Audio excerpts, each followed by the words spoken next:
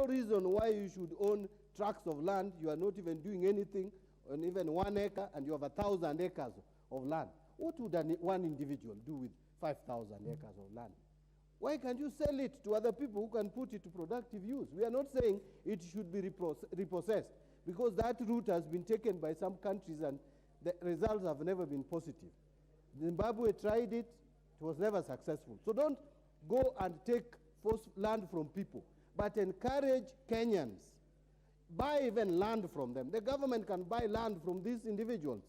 You can ask them to surrender land, give them money, give that land to farmers who want to really do farming as their main economic activity. So, Madam Speaker, this thing is achievable, it is doable, but there is no will. And I hope, it is my prayer, that the new CS for lands is going to think outside the box and help. We don't want to hear people threatening and scaring communities that, you know, there is a motion that has been passed in Parliament that now you are going to own a maximum of 10 acres of land. No one is saying that. And you don't have to have a uniform maximum acreage of land. Because there are places like in Masai land, someone can even have 50 acres of land, 100 acres of land, and the economic use for which it is put requires that vast piece of land. But there are other areas where you can reduce the maximum land ownership to some reasonable acreage. Madam Speaker, I think I would go on and on. I hope that the government is going to take this motion seriously and implement it. And the Committee on Implementation, once we pass such a motion, you should move with motion also and make sure that it is actualized. Thank you, Madam Speaker. Member for Sirisia, Honorable John Waluke.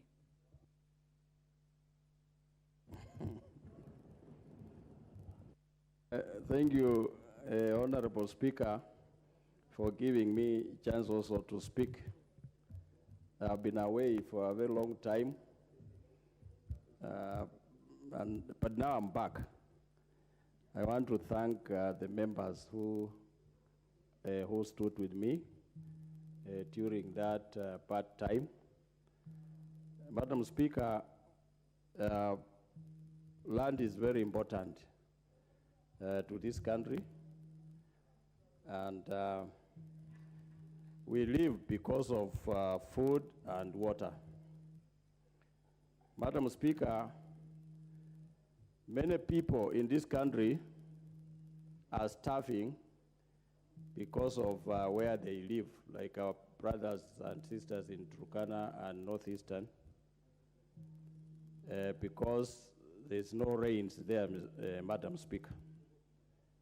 But Madam Speaker, I concur with the Honorable Mbati with his contribution that there are people in this country, Madam Speaker, who owns thousands and thousands of acres of land. There's one person, Madam Speaker, in this country who owns 56,000 acres of land. And Madam Speaker, that land is not properly utilized. And it is fertile land, the way I know. And there's a Kenyan even, it was in the papers one time, who buried his mother in 1,000 acres. And Madam Speaker, as a House, I'm supporting this motion that, Madam Speaker, this land these people own in thousands, they did not buy. They just grabbed. They did not buy this land, Madam Speaker, they just grabbed.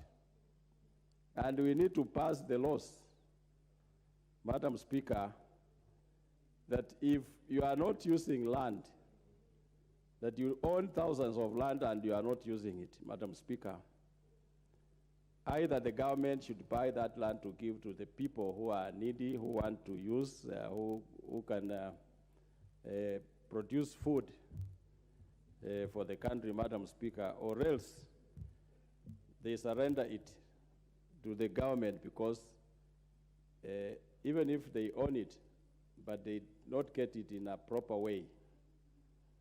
So we need to get a method on how we can bring this land back to the people who are needy. People can be brought even from Turkana to own land in Kitale, because this country is for everybody. And they can get food to take to our people there. I support this motion, Madam Speaker. I want to thank Honorable Ferdinand Wanyonyi for coming up with this motion. And we need to be serious, and on a motion like this one, Madam Speaker, when we pass it,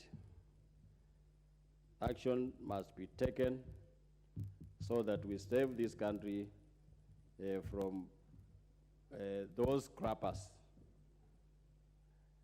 There are forests, Madam Speaker, when you pass, sometimes when I pass on my way in a plane, when the trees are cut down, Madam Speaker, there are people, tomorrow, over 1,000 people have gone to that forest, building temporary houses, cropping forest land, Madam Speaker. We need to adjust the laws for the forest so that we protect the forest cover for this country, Madam Speaker. Because the way this country is going, Madam Speaker, in another 20 years, if we are going the way it is going, we are all going to die if we are not serious with our forest cover. The water towers are taken over by by crappers. So, Madam Speaker, I support that the implementation committee, when this motion is passed, Madam Speaker, it should be implemented with immediate effect. So, I support. Thank you, Madam Speaker. Honorable members, allow me to recognize the following students seated at the public gallery. Number 1, AIC Kipsangui Boys High School, Soy constituency, Uasin Gishu County. Number 2, Kabungut Boys High School from Bomet Central constituency, from Bomet County. On behalf of the House and on my own behalf, allow me to welcome them to observe the proceedings of the House. The next chance will go to the member for North Imenti, Honorable Rahim. Thank you, Madam Speaker. Madam Speaker, I will not say whether I am for this motion or not, because of one reason I have already told Honorable Ferdinand Wanyonyi. When we say regarding minimum land should not be a case at all, because there are places like Honorable Badi has just talked about, Meru, Kisii, Nyamira. Yes, what if somebody has only 1 acre of land and then the Committee on Implementation says that is the minimum? We should have different categories of minimum, whether it is in an urban area or semi-urban, because that is how it should be. Madam Speaker, when we say maximum, yes, I agree with the maximum rule, where we should put land to productive use, because Article 60 land policy says you have to have security of land, and that is enshrined in the Constitution. But Honorable Waluke, when he was talking, I think he talked from both sides of his mouth. When he said that there is a person or a family which owns 56,000 acres of land, which they were given for free, Madam Speaker. if they were given for free in one sentence, he says, and in the next sentence he says, we should pay them for that land so that they can give it to people to do productive. I think if it was given for free, then it should be given back for free, not be sold. So, Madam Speaker, when we are talking about land, land is an emotive issue in this country, and we should have, where people have got big tracts of land, we should come up with a policy that if you are not using that land for productive use, then you have to pay money for that land to be there. Because if you are not going to use it, let other people use it, or let it be leased to other people. Because if it's freehold land, then definitely because of Article 60, you are protected by the law, that because of security of land rights and everything. But that does not, it's not a blanket protection by the law. We should see how we can lease that land at a minimal cost, or otherwise the landowner every year should pay land rates, because, Madam Speaker, a freehold land does not attract land rates. And we need to know that if somebody has got obscene, like he said, 56,000 acres, I'm wondering, some people even have 100,000 acres. Some people even own a whole county. 60% of the county is owned by an individual. And if that is the case, then, Madam Speaker, they need to pay for that land per acre. And that is when Honorable Ferdinand Wanyonyi from Kwanza needs to come up with what reparations can be done, because otherwise we are just going to have people owning land and not being put to productive use. Madam Speaker, on the minimum acreage of land, in urban areas, Madam Speaker, we can definitely not put it. Because if I were to say in my constituency, it's urban and semi-urban. If I was to go to one of my wards, municipality ward, if I do less, if I say it's half an acre, what if that person has got children, who has got 5 children, and he's just got half an acre? How is he going to divide that half an acre? Will he wait for them to kill each other so that they can inherit that land? No. Madam Speaker, the minimum should not apply to urban centers and urban areas, because that way, that land anyway, it is not being used commercially for growing crops and all the other things. So, Madam Speaker, as much as I want to support it, I will support it in the maximum, but on the minimum, I will not support. Thank you, Madam Speaker, for giving me this chance, and I hope we can get down to this as early as possible, because I remember this had come, this kind of motion had come in the previous 2 parliaments where we were there, but nothing happened of it, and I hope this time they can do something about it. Thank you, Madam Speaker. Member for Mandera South, Honorable Abdul Haro. Thank you. Thank you, the Honorable Speaker. I stand to support the motion by Honorable Wanyonyi, Senior Wanyonyi, the motion on seeking to limit the size of land that one can own. I concur with most of my colleagues, especially on the question of excessive fragmentation of land in this country, and also the question of individuals owning huge chunks of land, where many Kenyans are actually languishing in very, very small pieces of land. And particularly coming from a pastoral region, we used to think pastoralists have huge chunks of land which is not occupied.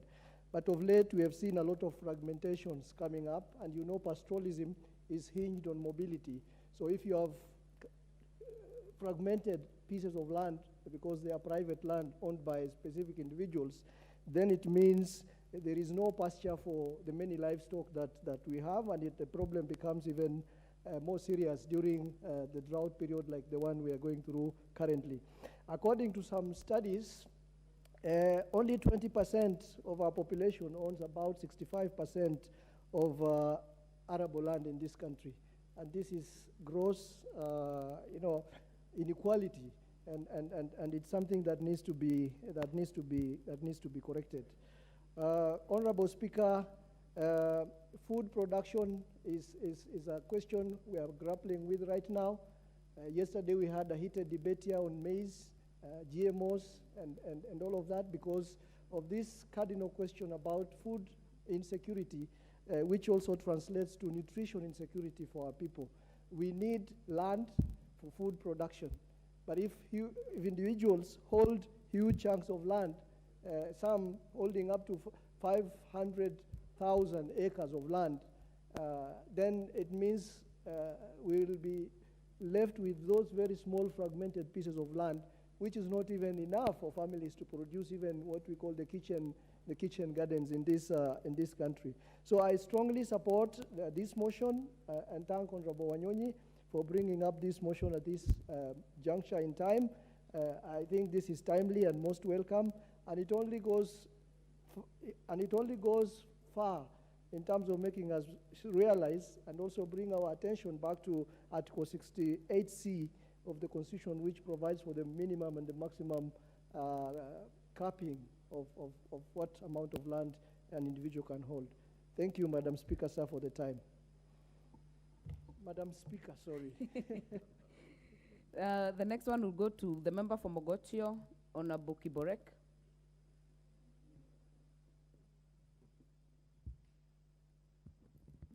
Thank you, Madam Speaker. I also stand to support the motion by Honorable Ferdinand Wanyonyi. Madam Speaker, land is a very emotive issue. As it may, we also need to talk about it. It's a discussion that we should have and we should continue having because land is a factor of production. Madam Speaker, the continuous subdivision of lands in rural agricultural land is a big challenge which has been commercialized by business people looking for margin. Madam Speaker, someone buys 100 acres land, agricultural land, and because he might not get the buyer of that 100 acres land, he subdivides the land into maybe a small plots of 50 by 100 and invite many buyers to come and buy the land. The land ends up losing its original purpose, which was an agricultural land. It's become a semi-commercial land without a urban setup because a rural place. So we end up losing agricultural lands in places which were historically known for being the breadbasket of this country, such as the Njoro, Ngata, Wasingishu, Trans Nzoia, and other places, Madam Speaker, which were meant to feed this country, but it ended up being subdivided into small plots which cannot grow maize or grow even wheat or any other cash crop which can feed this country or even can be exported. So in terms of minimum, we should set up the minimum land. We should enforce the law of the minimum subdivision of land in rural areas so that it doesn't waste the land which was meant to go to agriculture. On the maximum, I agree that we should have laws governing the maximum land. So long as someone is utilizing the land, it can be he or she can be allowed to use the land as he is for the intended purposes. But the problem is that when someone has a big chunk of land and is not being utilized, it ends up not being of any good help to the country or to the person who is owning the land. So in my view, we should tax the land. If someone is not using the land, it should be taxed so that it's become expensive for that person to keep the land and without utilizing the land. So for urban areas, as Honorable Dawood has said, subdivision of land in urban areas should be allowed because it enhances the growth of that urban area, so long as it is done according to the physical plan of that urban area. But for rural areas, I stand to support the motion by Honorable Ferdinand Waititu. Thank you. Wanyonyi, Ferdinand Wanyonyi. Sorry, Madam Speaker. Definitely, the Honorable Waititu is not in this house, but you have corrected yourself. Honorable members, we move to the Honorable Julius Meli, member for Tinderet.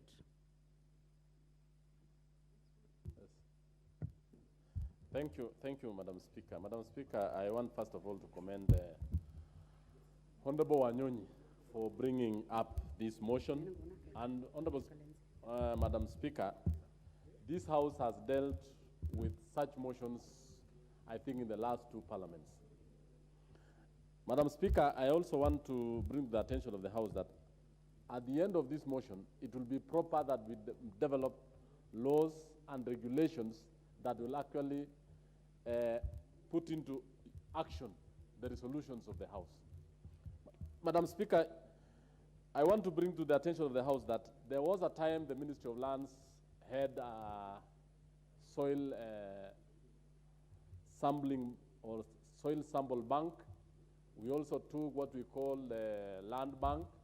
We also had so many issues concerning land. But one of the biggest problems facing this country is actually failure to implement the land laws. We have enough laws in this country that can actually make or have a proper use of our land. You'll realize that some of the best agricultural lands in the country, for example, in Nandi, in Wazingishu, in Trans Nzoia, even in Nakuru, at one time, this country was exporting wheat. Even in Narok and many other parts of this country have been subdivided into plots.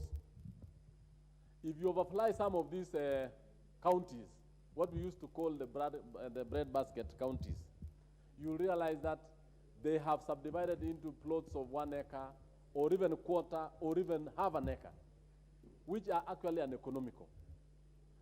It is my considered opinion, Madam Speaker, that the Committee on Lands and the Ministry of Lands, in consultation with the Ministry of Agriculture, should sit down and actually give a very, very detailed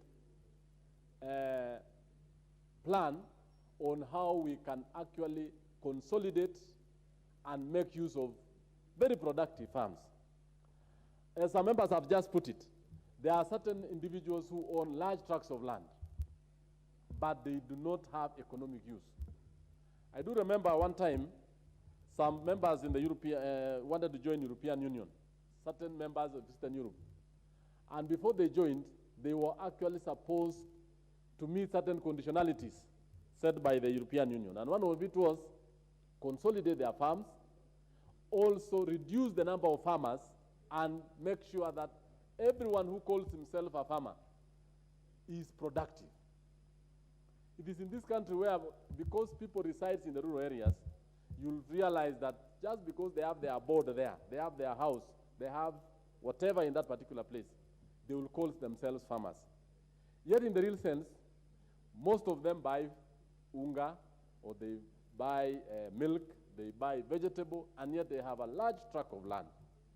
So it is good that we sit down and have clear regulations for those who want to live in the villages and have productive use of land, and for those who can actually live in the centers and towns and actually buy the food which is actually gotten cheaply from very progressive farmers.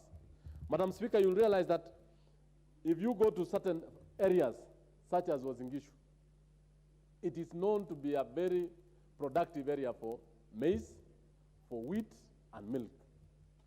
But because of poor land use and poor land tenure system, you can get somebody in the middle of a very productive land selling a quarter of an acre, selling half an acre. Yet the municipality has boundaries, has been delineated. And this is what the county government needs to do. If we don't take action, counties such as Trans Nzoia, Wazingishu, Nakuru, Nandi, and all these will just be large slums, will be completely overrun by individuals or what we call land speculators. Very good counties, such as like Kipia and even other parts, which we can do very good range farming, even Kajiado, even Narok. All these we are going to lose them to land speculators and subdivision of land until it is not manageable. So we really need to come out as a house and guide the nation and guide the country on how we are going to use our farms well.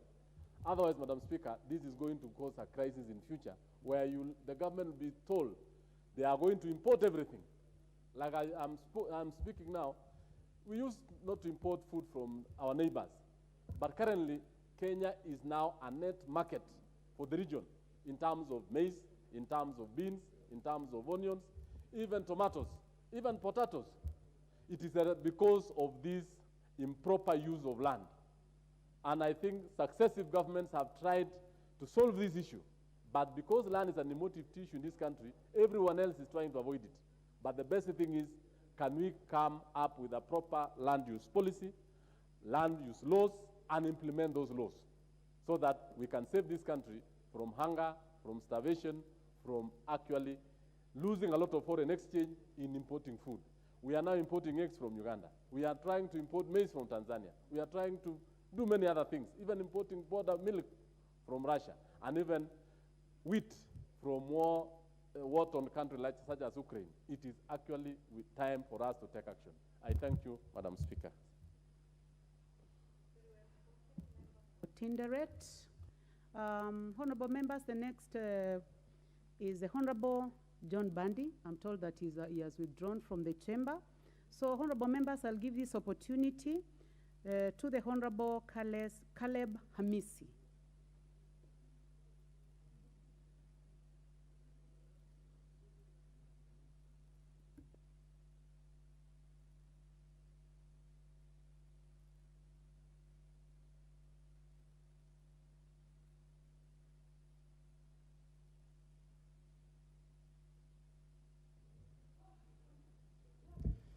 Thank you, Madam Speaker, for giving me this opportunity to add my voice and also congratulate my neighbor, Honorable Ferdinand Wanyonyi, for coming up. Being my neighbor, of course, we face the same challenges of land fragmentation. Trans Nzoia has been known in this country as the bread basket of the Republic of Kenya.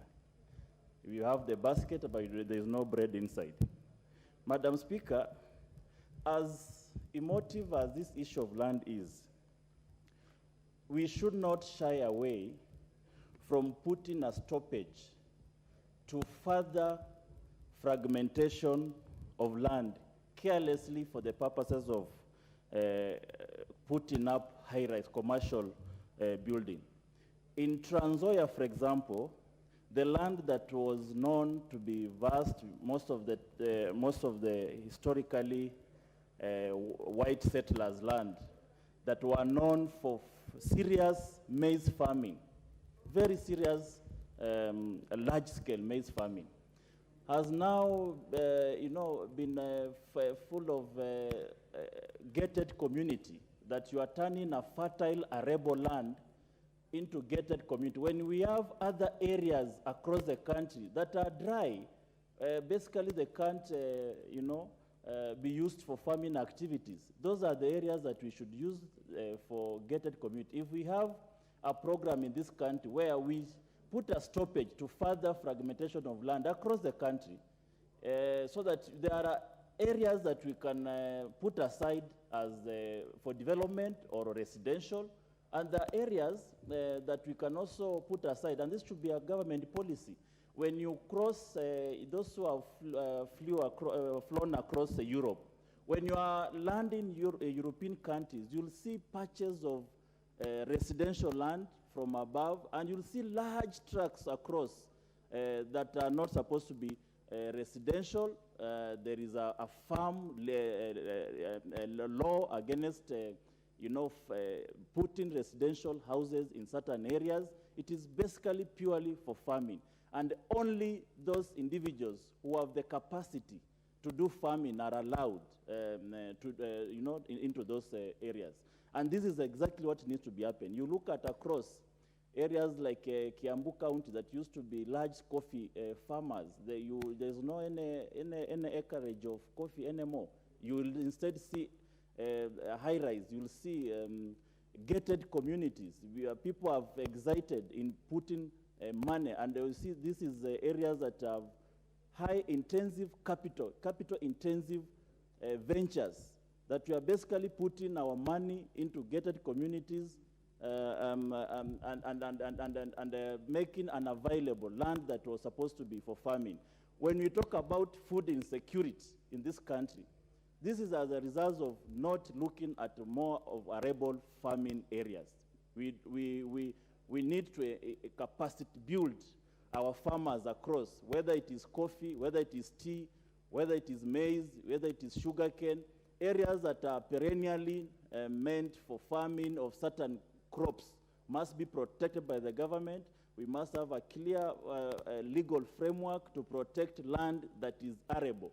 And the Trans Nzoia and other areas of the Rift Valley that are supposed to feed this nation, and mostly either the land is owned by large trucks, landowners who have left it fallow. They have not done anything on the land. It is, people are just, people are comfortable owning large tracts of land without use. There are only comfortabilities that I own acres and acres of land, and, so, and that gives them pride.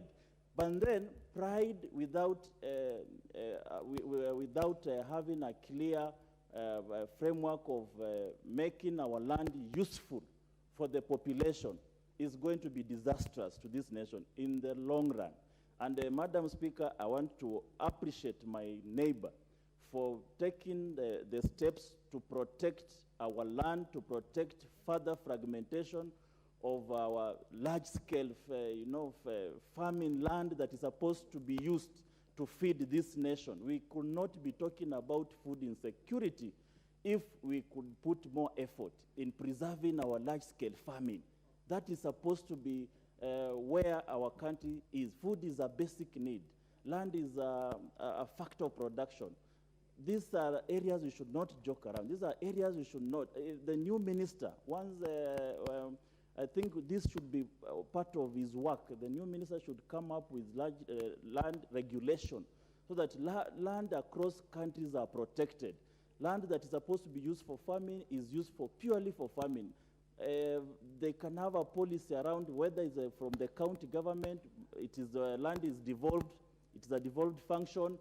We must have a working program between the county government and the national government. You find ministers of lands in the counties. You basically ask them, what do they do? You are a CEC for land. What is your work in the county government? We know the CS for lands and the national CS for lands, his work is cut out. What is the CEC for lands in the county government? What is really his work? These are areas that we need the CECs across. We can have all the CECs across the county. We know this county is meant for farming this particular crop.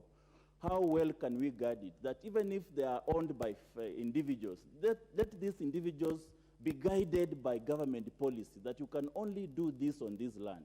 You cannot just misuse land because you own it. Some of the ownership of this land historically is a challenge. Some people, land was grabbed, the land was taken, through injustice means, and as whichever way they acquired. But eventually, can we have a program of making sure that yes, you got an advantage to own to be a large-scale landowner, but are you using it to help the entire country? Not just having land across, being proud of it, proud of having a large-scale land farmer, but you are not farming. There's no pride across the whole country about just having land idle, nothing, building, selling, fragmenting. In fact, land fragmentation has become a business, that you buy land for prospective land buyers. People are now buying and selling of land as a commercial business venture, where you just buy land, after some time, you expect to sell at a higher price. You find land is now skyrocketing prices. An acre of land in a place like Kitale, a land that's supposed to be for farming, an acre is going for 20 million.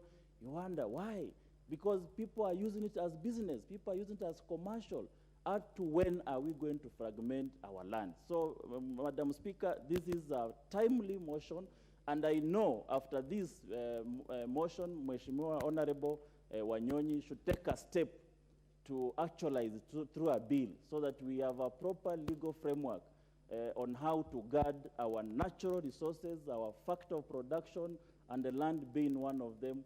We must guard our farmers, we must guard our landowners, we must guard what we all dear as a nation, and we must protect, and we must contribute to food security through preservation of our large-scale land farming. Thank you, Madam Speaker. Thank you. Let's now go to the Honorable Member for Imukur Dikri, the Honorable Johanna Ngeno. Thank you, Madam Speaker, for this chance also to put my voice on this debate, especially on land. Madam Speaker, all of us know that in Kenya, we have made the land, or we have made land a very big issue. So that whenever you're speaking about land, or you are addressing an issue that touches on land, it's usually a very emotive matter. So I think the introduction or the proposal by Mheshimiwa Wanyonyi should be looked at diligently, properly, and actually implemented if it is supposed to address the questions that we normally see about land. But most importantly, Madam Speaker, you need to remember that during the 2010 Constitution campaigns, this article was seriously buttressed, and it was one of the most contentious issues at that particular time. And it made more than 4 million people to vote against the 2010 Constitution. Reason being, there was a belief that this Constitution was going to force people to own a certain piece of land. Land beyond 5 acres was declared, or was going to be declared, as an illegality. So, Madam Speaker, I think the committee concerned on this particular implementation of this part of the Constitution should look into it deeply and do proper public participation, so that when it is going to be implemented, it is not going to raise the same emotive issues that did during the 2010 countdown to 2010 Constitution. Madam Speaker, I know the spirit of the Constitution. Actually, the meaning of that article was not meant to prejudice any owner of land, but it was actually meant to give the value to land that was meant to have. Remember, in our country, Madam Speaker, land has several functions in this country, but the most important ones are farming. Most of the people in this country are farmers, including even us. Farming is just part of our lives. Even if you are a teacher, even if you are a lawyer, even if you are an industrialist, you still farm. So, Madam Speaker, one of the major functions of land is farming. But you see, if we subdivide this land, Madam Speaker, into small units, the purpose of farming will not have any meaning, because you cannot farm on a half an acre or a quarter of an acre and expect to get the economical value for that farming, Madam Speaker. So I think the intention of this particular article, Madam Speaker, was to ensure that if we truly want to be farmers in this country, then we need to allow tracts and tracts of land, or we remove certain tracts of land for farming. Madam Speaker, the other purpose of land, or the function of land, is speculation. Just the immediate member who were debating on this matter, Madam Speaker, claimed that our land has been used for speculation wrongly. Madam Speaker, I think it is part of business. Land is also used as an economic value. So people use it for speculations. If they want to make money, it is part of investment. So, Madam Speaker, the fact that the speculations or the cost of land is rising and rising and rising, Madam Speaker, is not a bad thing after all. It is also one way of an economic value to the land. Madam Speaker, land is also used for investments. There are so many people who wouldn't know where to put their money, or the money they have, other than to buy land or to store that money in land, because obviously land appreciates. Land doesn't depreciate, like even the machines. So people normally put their money on land, and especially inheritance for their children, because 20 years after you've bought maybe 1 acre of land, it will cost more than 3 or 4 times during the time maybe when your children will be inheriting that land. So it is not for bad reason. But Madam Speaker, the most important thing that I think needs to be discussed in this particular proposal by Mheshimiwa is that if truly we want to make our country productive, if truly we want to make our land very productive, then we need to find a way that we allow the tracts of land which are meant for farming to remain so. And this one can happen through urban, or I mean, through rural to urban migration. Madam Speaker, the introduction of affordable housing in this country this year, Madam Speaker, will go a long way in helping actually those people living in villages to live in towns and allow the farms in the villages to be used now for the purpose that was intended for. If our land is arable, why would you build houses in those lands? A house in a place where you cannot farm, so that you allow the arable part of your farm to be used for farming. So I think, Madam Speaker, the intention of this particular article is not to destroy any ownership of land. It is meant or intended to allow the parts that are arable in this country to be very productive, so that we shall not be crying each and every year of lack of maize, of lack of rice, or lack of whatever kind of foodstuff. This country is very productive, Madam Speaker. It is only that we are so lazy, we do not want to use that productive part of our land to ensure that the country is food sufficient. So I think, Madam Speaker, the intention of this particular proposal is good. It is only that we need to have a proper public participation or sensitization amongst ourselves so that we can understand the main intention. Another issue, Madam Speaker, which is very contentious, is the imagination that the land that is idle is going to be taken away by the government. Madam Speaker, whoever owns land in this country, the Constitution is clear on ownership of land, regardless of whichever mode or method you got that parcel of land. As long as you are properly registered, is your land. If the government wants to acquire it, if the government wants to have it for any use, you cannot acquire it by force. You just buy it or you compensate the owner of the land. So, Madam Speaker, the question where people are claiming that most of the tracts of land will be taken away by the government is not true, Madam Speaker. But I think there are so many idle land, and there is what we call absentee landlords, and this one must be addressed properly, because right now there are so many people who are landless. There are so many people who have nowhere to farm, Madam Speaker. There are so many areas where the government needs to farm. We just saw in the previous governments where the government, I don't know, leased land in Gulalu and Gulana and put billions of money to irrigate, but they never made they never made that profit that was meant to have. They never provided food for the country. It went just like that. So, Madam Speaker, instead the government should look into those idle lands, negotiate with the owners, farm there, irrigate that land, produce food for this particular country.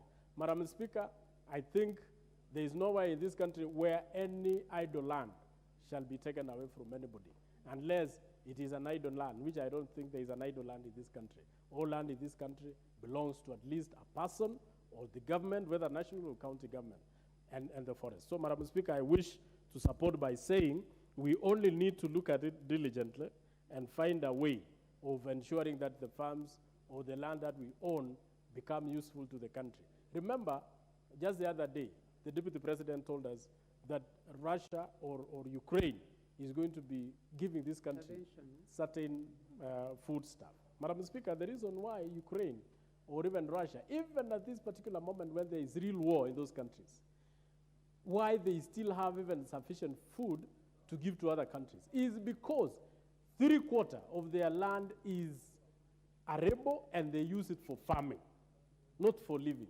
People live in towns in those countries.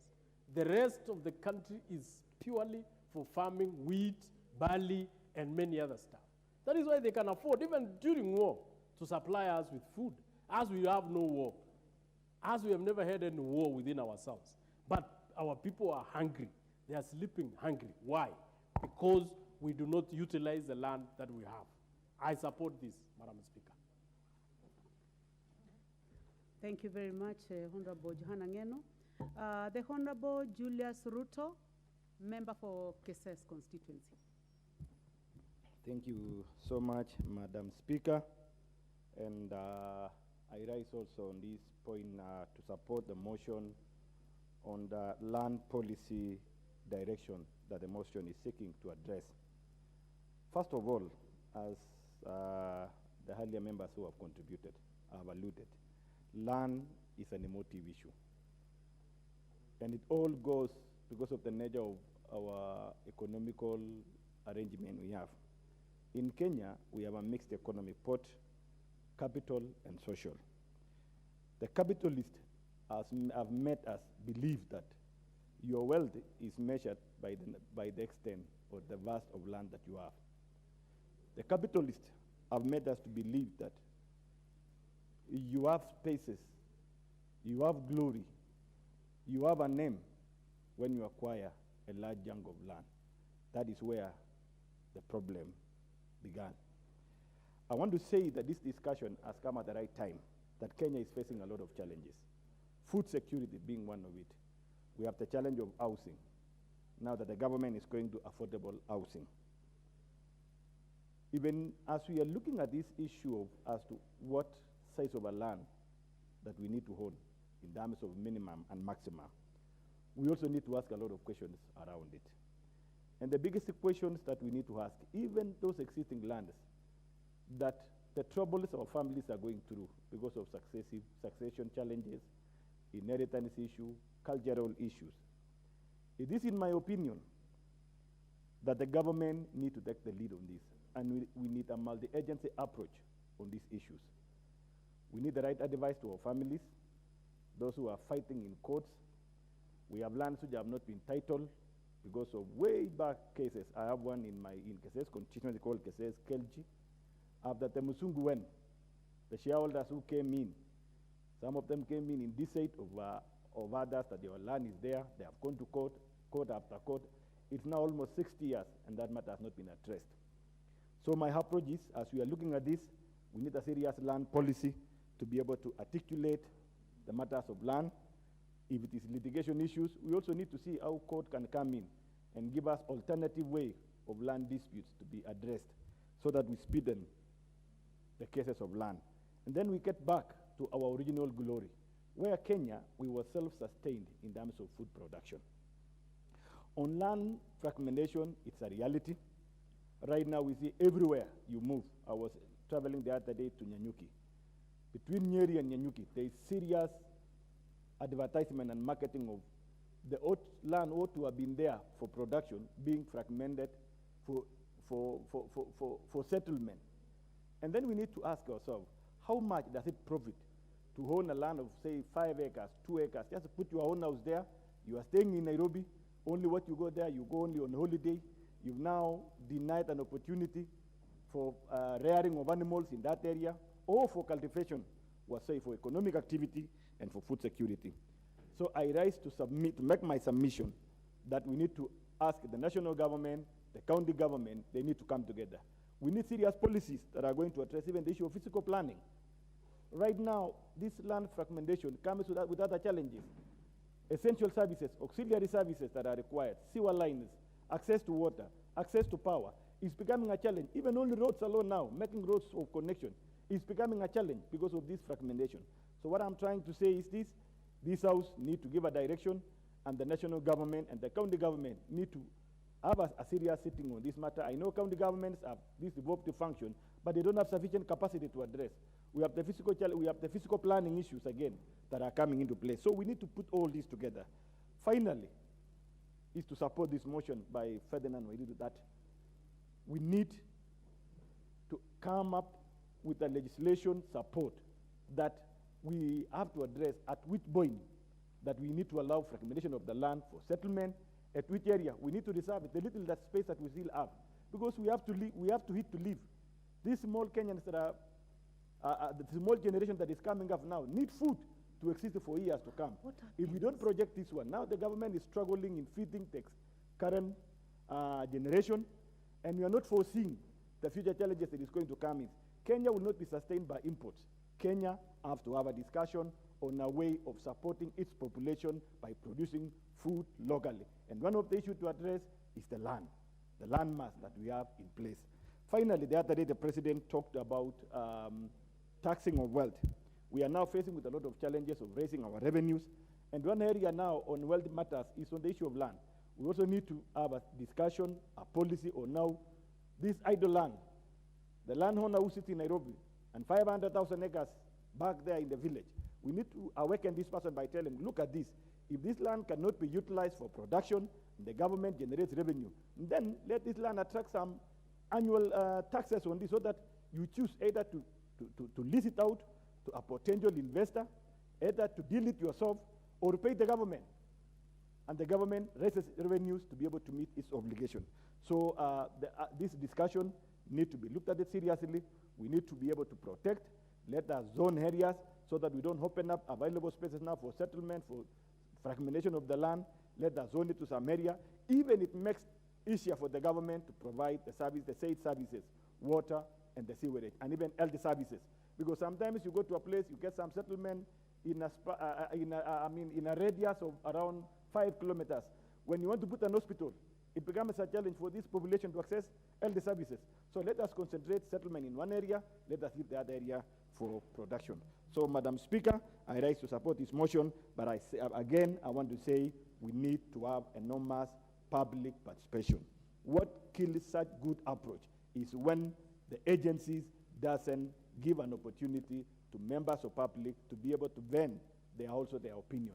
Let us allow members of public to make their contribution. Let us bring it down. Let us discuss it.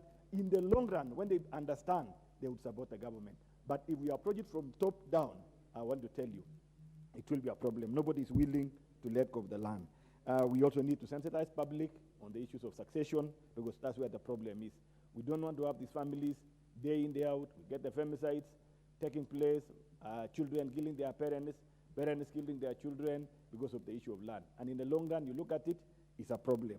The issue of support to families, that is also one of the triggering factor.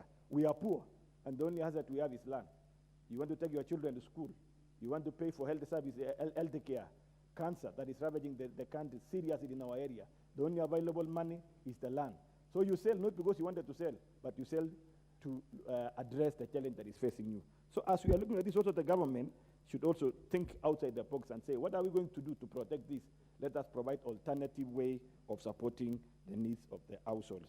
Thank you so much for this opportunity. And I want to congratulate my neighbor, Ferdinand Mheshimiwa. You came up with the right motion. We need to put it. And Honorable Mbati said, we need to look at it to execution. Thank you so much. Thank you very much, Honorable Member for Keses. Honorable members, in the public gallery, we have Mbine High School from Kilome constituency, Kilome County. On my own behalf and that of the National Assembly, I would like to welcome them to the National Assembly. Honorable members, the next will be the Honorable Clive Gisairo, member for Kitutu Masaba. Thank you, Honorable Speaker. And would like to thank Honorable Ferdinand Wanyonyi for bringing such a motion to this House. As most of the speakers have said, land is a very emotive topic. Honorable Mbadi addressed me here and said he knows how my people are having problems with land fragmentation. The main issue here, when it comes to land, I would like us to look at it from a different angle. This country needs to invest in education. The more our people will be educated, the more the need for owning small pieces of land will diminish. I have many friends from other continents, and I've never once ever had one of them telling me that he owns pieces of land. That is a behavior in Africa. Madam Speaker, I remember my father used to tell me, and my brothers, because we are sons, my sons, I don't have land to give you. The only piece of land I can give you is education. And true, me and my siblings, we've never looked at what size of land our father had. This country needs to invest in education. The moment we invest in education, these young men and women will go out there to fend for themselves and not looking back to go fragment the little that there is. With continued fragmentation, Honorable Speaker, we continue to make the food shortage situation even worse. So while we all claim to own a piece of land, we all struggle to feed our families. Let this government invest a lot in education, and therefore the pressure on land will go down. It's not a must for someone to own land, and that is the message you should have to our people. By not owning land does not make you be a failure in life. There are many ways of owning assets, and land is not the only asset. Madam Speaker, for our land to be productive, it has to be of substantive sizes. I come from Gusii region. We have rain, the soils are fertile, but we no longer can feed ourselves. Because when I grew up, every home could produce enough to feed itself and something extra to take to the market. That is not the case today. In Gusii right now, very few homes can produce enough to feed themselves. Let us change the mentality of our people, and that is the only way we can move this country forward. So on the motion, I don't see the issue of regulating the maximum being a problem, but the issue on the minimum will be a problem unless we have a mentality shift. Another thing, I really was very proud to be a Kenyan in the last election. That for once, we did an election, very competitive, and we came out of it without the normal post-election violence. If this trend continues, it will make Kenyans to be free to go and own land outside their ancestral homes. And this will also help in reducing the pressure on land.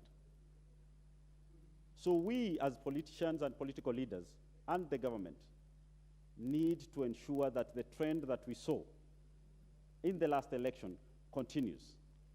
That is the only way the Abagusi and any other community will be free to go to Kitale, North Rift, and own land without the fear that after every 5 years, these may be taken away from me.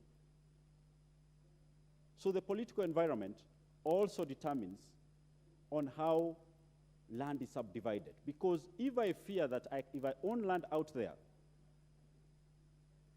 I face a risk of being ejected and what is mine being taken because I don't belong there, then there is the pressure of me going back home to insist that what my father left, I must get my share so that in case the unfortunate happens, I have a fallback plan.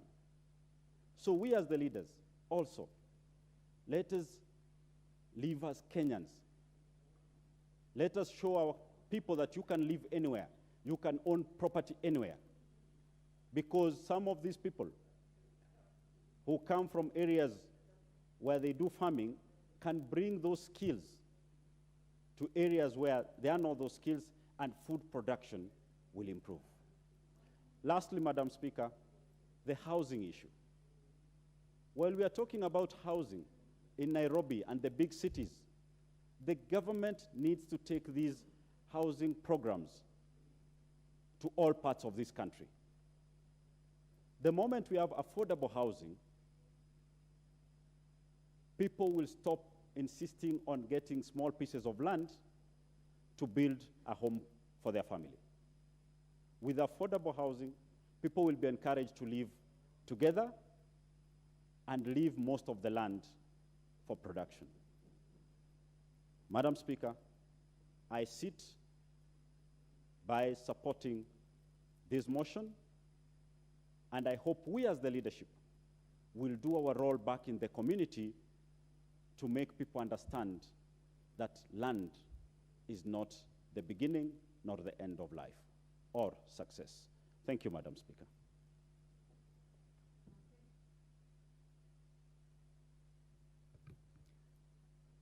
The Honorable Mary Emase, member for Teso South constituency.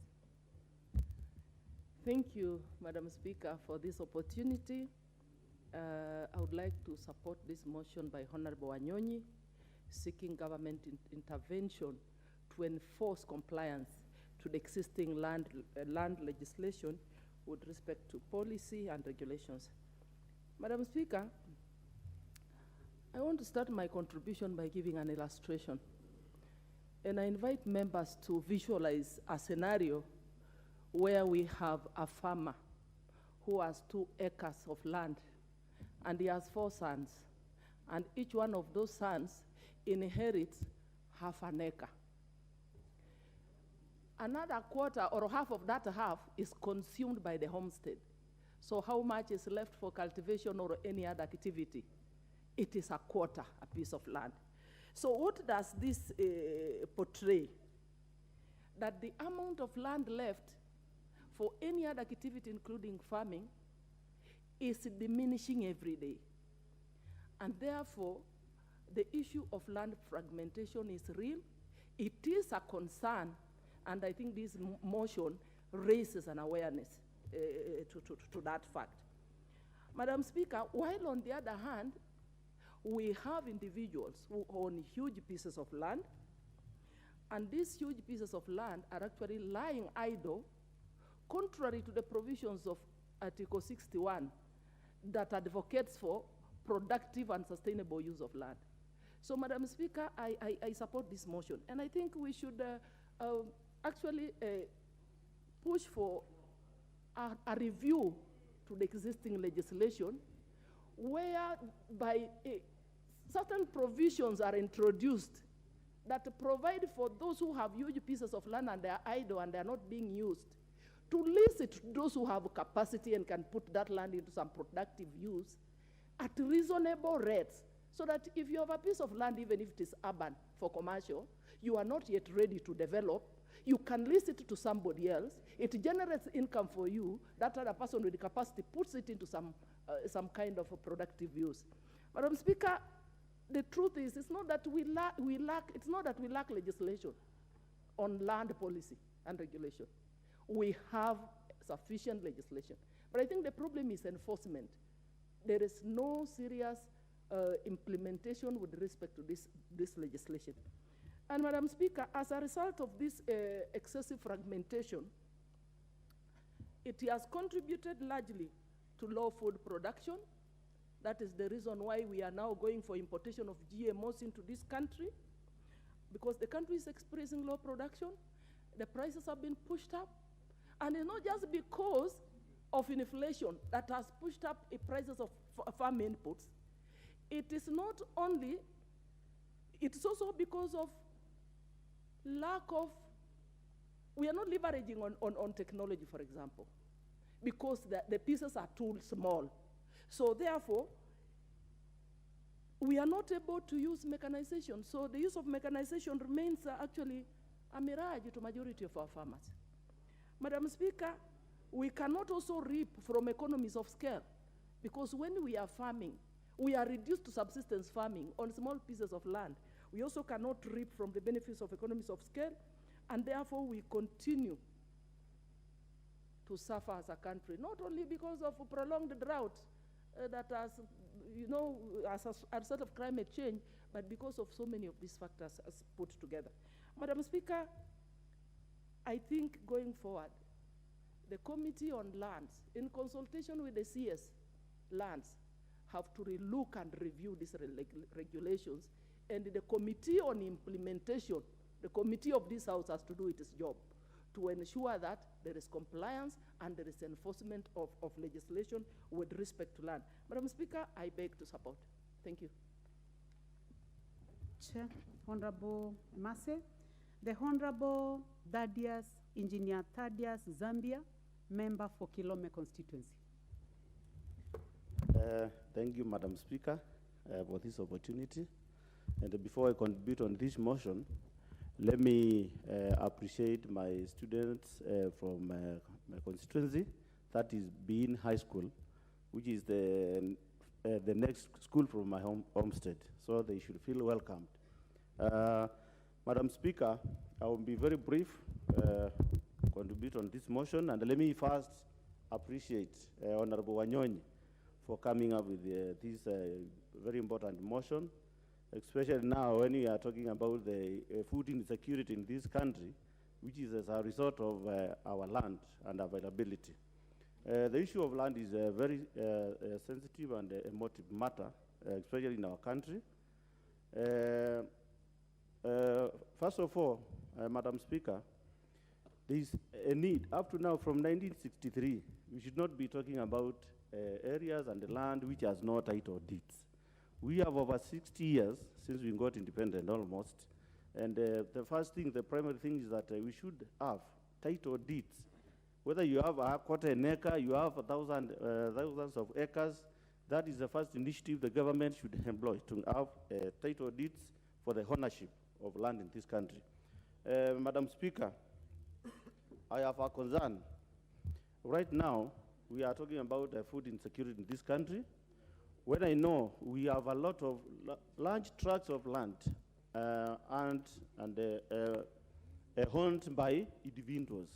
I think we should have a regulation where even the government can approach the owners of large tracts of land, invest in that land in terms of irrigation, produce enough food for this country, and right now it's not be talking about the GMO importation of food, which has been the center of discussion in this floor of the House.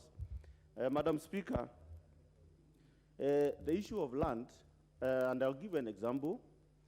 From here, we have the Konza Techno City. When the government is talking about investing in affordable housing, in Konza Techno City, that is a city which is within my constituency. We have 5,000 acres of land which has been bought by the government. And as we speak now, we have the data center, the Kenyan data center is within that Konza Techno City. A lot of infrastructural development has been done. So what I'm saying is that let the government open up its eyes, because from here to Konza Techno City is almost like 30 minutes drive. Let the government open the eyes and stop engaging in expensive land within the city and just come to my constituency where we have the Konza Techno City. We can provide over 1,000 acres. We invest in housing, affordable housing. Madam Speaker, this is part of the issues the motion is all about, to have some regulations. And in this juncture, because now I've been able to be in the Lands Committee, Madam Speaker, where you served for 5 years, I think some of these issues of land will be a priority, especially on my side, so that we can manage to have proper regulations of the land. Madam Speaker, so that I can allow other members to contribute on this motion, just to, my closing remarks is that basically the issues of land worldwide are so, they have not been, it has not been well regulated, and I urge the Kenyan government, first of all, to make sure that in the next like 2 or 3 years, we have title deeds for every land, whether it is government land, whether it is individual land, so that when we talk of investment in these lands, we have non-dispute. Thank you, Madam Speaker, for the opportunity. I allow other members to have the time to contribute. No.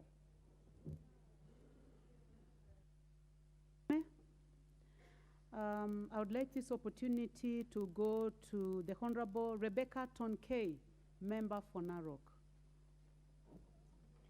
Thank you, Madam Speaker, for giving me this opportunity. I raise up on this motion to oppose it. Madam Speaker, I can see the Honorable Wanyonyi, who is my friend,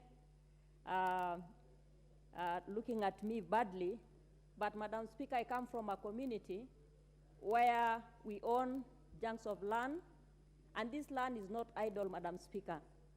Madam Speaker, if I sit in this house and allow this law to pass, Madam Speaker, I'll not be doing the right thing as a representative of the people of Narok County, and generally the pastoralists who have many acres of land.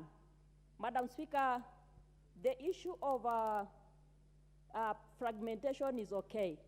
I agree with that part, but when it comes to land use and limitation of land, Madam Speaker, this is not fair to the people who have land. There is no idle land in Kenya, Madam Speaker. Every owner of a land has a land, and rightfully that land belongs to people of that particular place. Madam Speaker, we have group ranches in Narok, we have group ranches in Samburu, and we have group ranches even in Kajiado. And this land is community land, and it's not idle. When you look at many acres, Madam Speaker, that, for example, I have, those acres belong to my animals, and my animals will graze there. Some land I live there. Some land are used for other purposes like farming. And therefore, Madam Speaker, when we come to such a piece of legislation which will oppress other people, then I think, Madam Speaker, it will not be fair to the pastoralist communities. Madam Speaker, if we want to deal with the issues of fragmentation, I agree with the honorable member who said that, Madam Speaker, let us educate our people. And in that case, for those people who are unfortunate, who come from places where there are no plenty land or acres, then can we build maybe story buildings so that we can have our people live there, but don't go to the extent of limiting people on the land, on the acreage they own. Madam Speaker, I oppose this motion and I do not support it. Thank you. Very well, member for Narok, this is a house of debate, and you have the freedom to debate the way that you want to. So next time when anyone looks at you badly, as you had indicated, do not worry about non-verbal communication. Here we only consider what is verbal. Very well, the next person, the next honorable member that gets the opportunity is the Honorable Mboni Mwalika, member for Kitui Rural. Thank you very much, Madam Speaker. And first, I want to thank Honorable Wanyonyi for bringing this motion to this House for discussion. And I would like to say that, as other members, land is a motive issue, and it's not really a motive for any bad reason, but it's because land is owned. Part of land is owned by very few people in this country, leaving majority of people landless, leaving a majority of people with very small land, which are not very productive. Madam Speaker, people own land for different reasons. They own land for farming. Others own land as a store of value and the prestige. You know, you see somebody saying that I have 1,000 acres of land, I have 5,000 acres of land, and they are not using it. So it's a prestige issue. And I remember when our CS were being vetted, some of them were saying they are valued at 700 million, 1 billion shillings. Most of this value, the net value they're talking about, is land. And others, they own it because of speculation. You buy land so that when it appreciates, you can be able to sell it and make some money. But, you know, land, idle land, is not useful to this country. Because land is one of the 4 factors of production. There's land, there's labor, there's capital, and entrepreneurship. And if we put these together, you produce and you make the country grow. This country, we have a lot of land, idle land, and also a big number of people who are idle. Now, if you put idle land plus the labor, which is idle, we will be able to produce enough food for this country. We will not be able to go importing food. We will not be able to go importing GMO foods. And I remember, I was reading today, the CS trade said that we are bringing GMO food. But I was reading newspaper today, and already ships have started docking in Mombasa, right? So I don't know how we are going to manage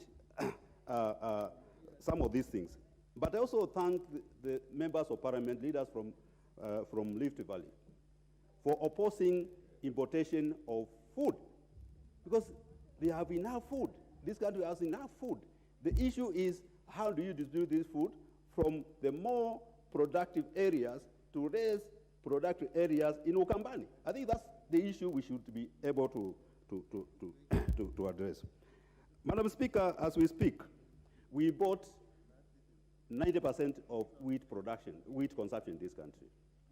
And I went somewhere in Machakos. There's a farmer from Australia who is farming wheat and is doing very well.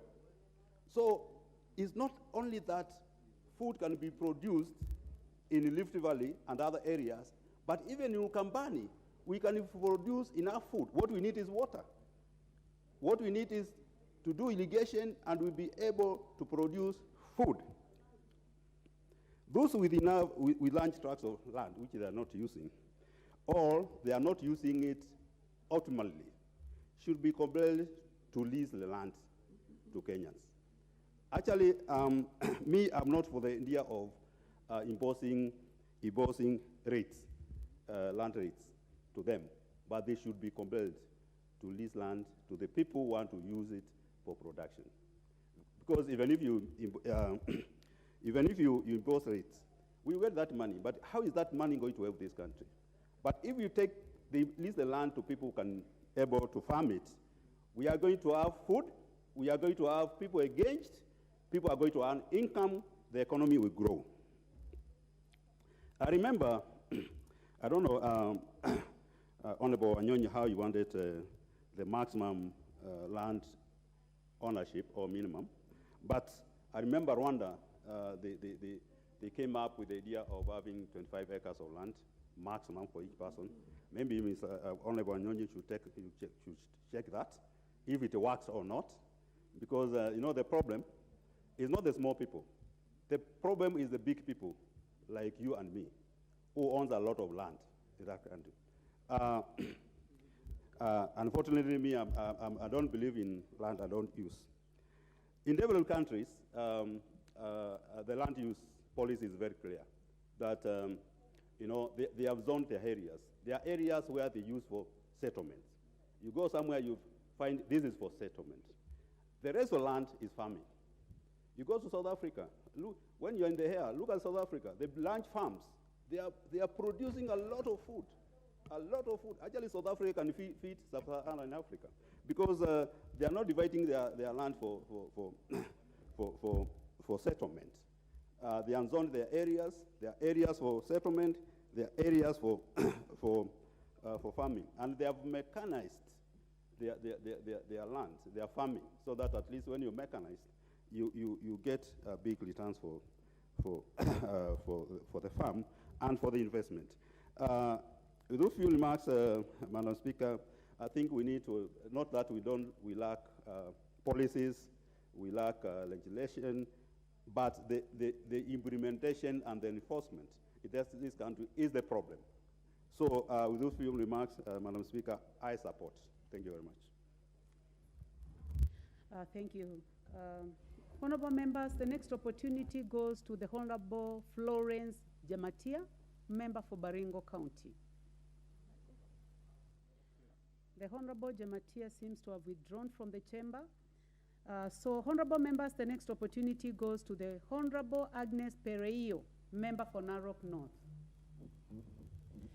Thank you, Madam Speaker, for giving me this opportunity to add my voice to this issue of land.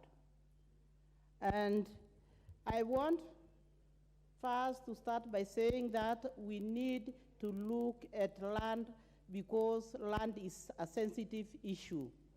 And especially for us who come from communities that own huge chunks of land, and we cannot stand here to say that that land is idle, because our land is not idle. I myself is here because I own a huge pieces of land, and I came here because I was able to sell the animals that I take care of, and they use the land to graze on, and I sold those animals and made money that made me come to this house. And as I stand here, I cannot support Honorable Wanyonyi's decision to bring this issue before this house so as to come up with a decision that there is land that is idle. We have no idle land where I come from, and I cannot support that discussion. Land is used in my community as an asset, and land is an asset for those that own land. And there are ways of acquiring land. You can acquire land by buying. You can acquire land by inheriting land from your parents. You can acquire land as your right. And I think it is our right to own land wherever we come from. So we cannot treat this issue generally, because we have farmers, we have pastoralists who have land to graze their animals. And therefore, we cannot say that our land is idle. I cannot support that, and I cannot stand to support. I'll keep talking about it as land that is being used to graze our animals. So our land is in use, and when you look at other communities, they are now coming, invading our counties, because they are also coming to own land where they can own land and where they can buy land. And I'm not opposed to anybody buying land, but for those that have land, we cannot say that the government need to make these people pay some revenue because the land is idle. It's not idle. It is land that we are using for grazing. It is land that we are using to take care of our animals. We are not importing maize because of the land that is idle. We are importing maize because somebody somewhere want to make money out of the hunger that is there, and we are not lacking rain because of the idle land. We lack rain because we are not planting trees. So we need to tell our people to plant trees so that we can have forests that can give us rain. For that reason, I stand to oppose Mr. Wanyonyi's discussions or ideas of saying that land, we need to look at land, and land need to be reviewed because there is land that is idle. And we all have a right to own land. We have a right to have title deeds. And once you have a title deed, then that land remains yours, and it is not land. It is not idle. So I want to say that there is no idle land, and I come from Narok, where people own huge chunks of land. There are those that do farming and those that graze their animals in their own land. So I stand to oppose, and I cannot support that, because it will be going against the people that elected me to this house. And I came to this house to make sure that I protect their interest. And that's why I stand here to oppose that issue. And there is no, and I repeat again, that we have no idle land in my county, where I come from. Thank you.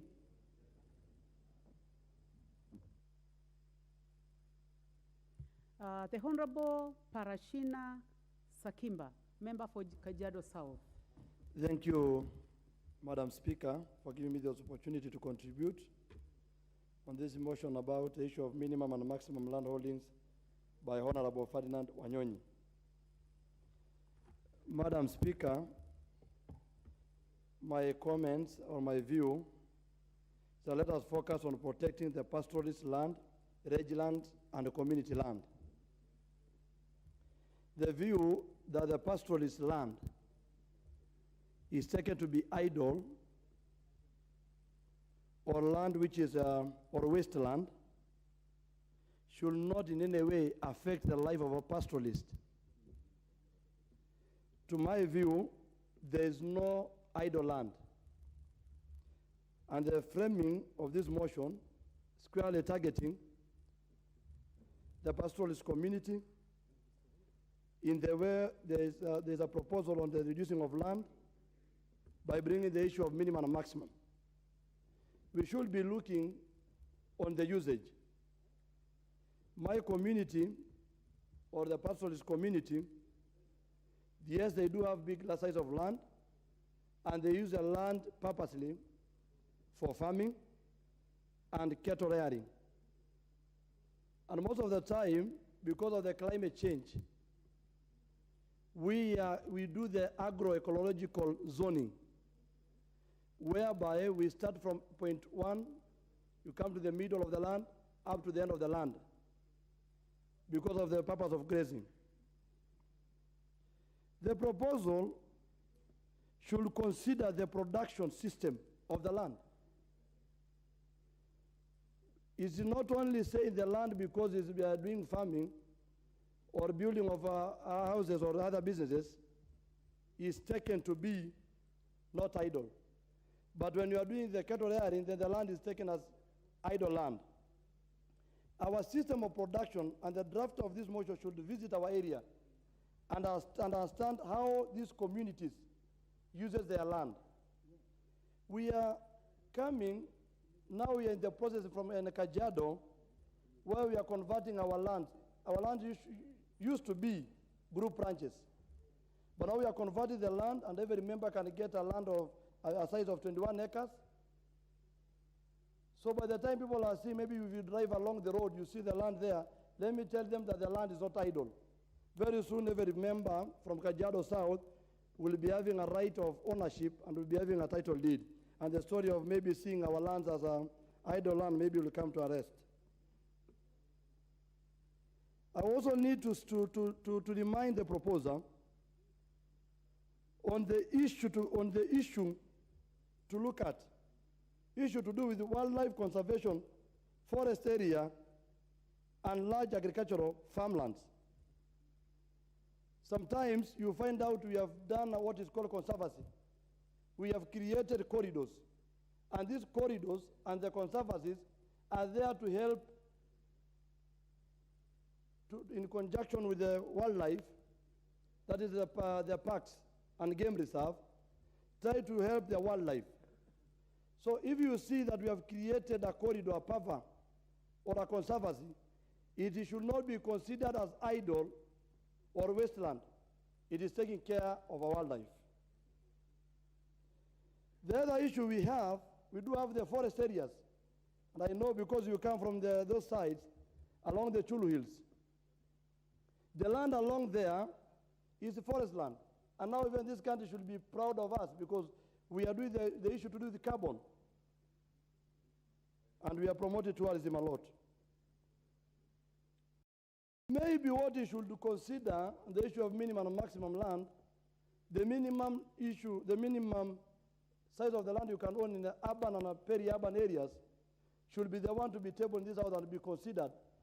Because the issue of doing subdivision on small size of land, then it limits the usage of the land or the control, the excessive control of the land in maybe the half an acre, an eighth, or a quarter. So I stand here to oppose the motion and maybe tell the drafter to go and look and maybe to have the clear picture of issues to do with the land. Because the pastoralist community have been targeted many times. But when we come to the famine and drought or the challenges we face, we can never hear them talking about us. But when it comes to that we own our slices of land, then it becomes the debate on the house.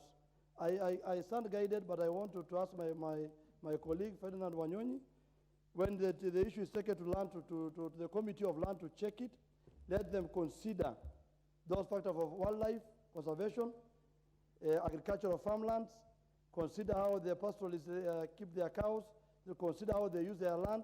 We use our land depending on how we zone them. So if they consider that, then I think I stand to oppose the motion. Thank you, Madam Speaker.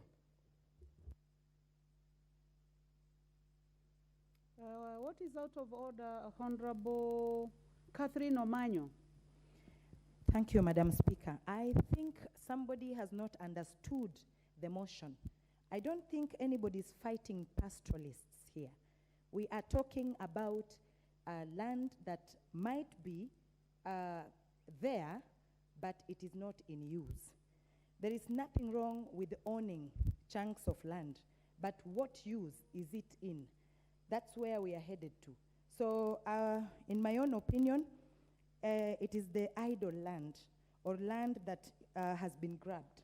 That Honorable Catherine Omanyo, you're out of order. You know, this is a house of debate.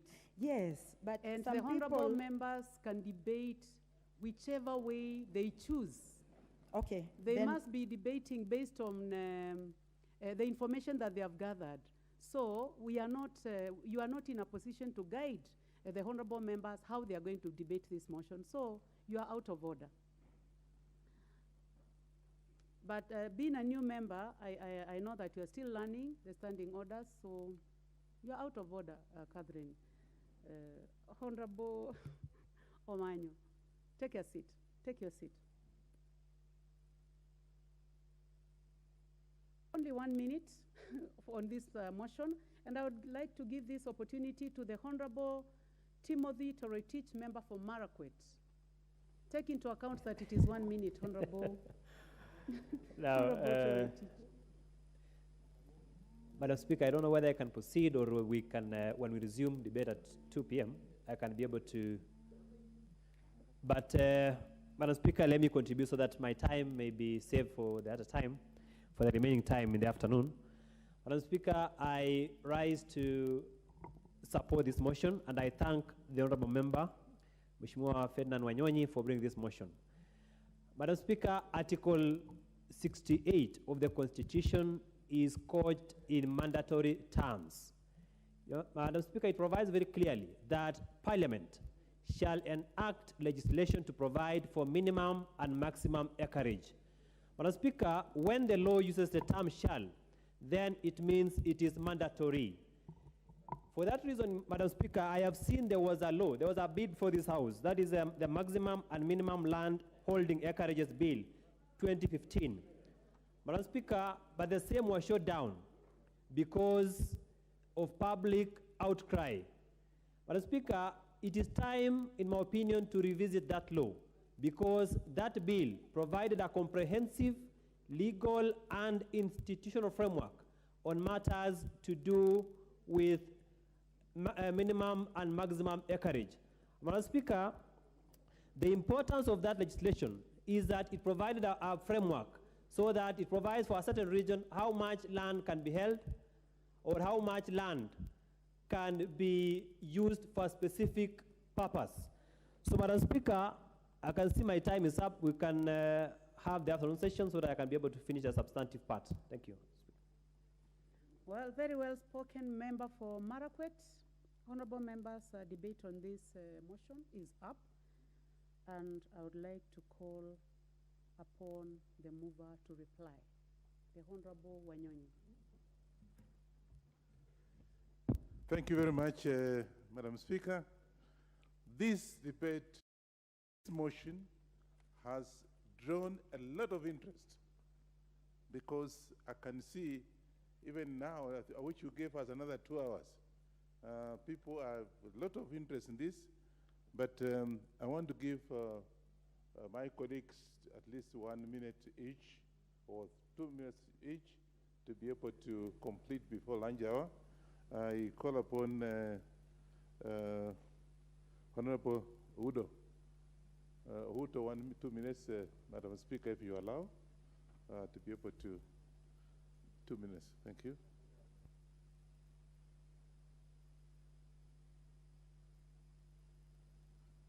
After Udo, I'll have Clement Siayo, Bapo Wino. He has left. Okay.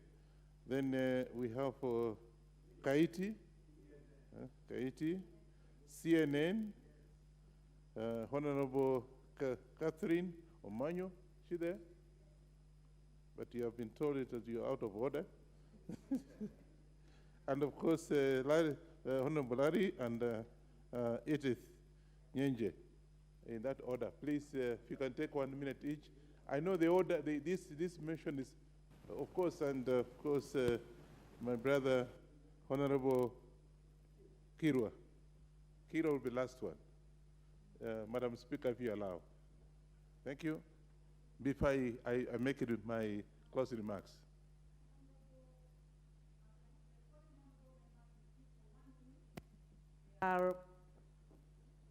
As listed. There are 8, so 1 minute each, and you'll have 2 minutes to conclude. Let's start with the Honorable Oudo. Hello, Honorable Speaker, thank you for this opportunity. This is an emotive debate, and I wish, as he has said, we could have been allocated more time. But this debate should not lose focus on the principles of land administration, should not lose focus on Article 60, should not lose focus of Article 40 of the Constitution. Honorable Speaker, the drafters of the Constitution place us in a conundrum, both legal, administrative, and professional. I do not know how we'll ever get out of this mess. Honorable Speaker, one of the basic principles of highest and best use should hold. The issue of land holding capacity should also hold as we debate this motion. Otherwise, it's a motion that's good enough to bring the matter to the fore for national debate. Thank you.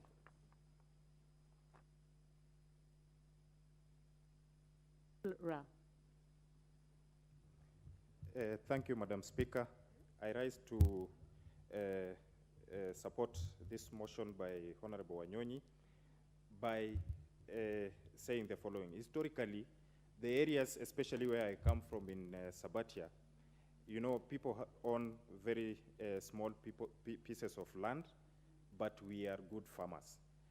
We want to ask our friends in Trans Nzoia, Uasin Gishu, and Laikipia, those who are owning land that is lying idle, to please allow us to lease those pieces of land for us to continue doing our farming, to assist those areas that are hit by famine in drought-hit areas. And then one way of dealing with the land fragmentation, we will advise that we consolidate the existing land records through digitization at the Lands Ministry for us to be safe in this country. Thank you.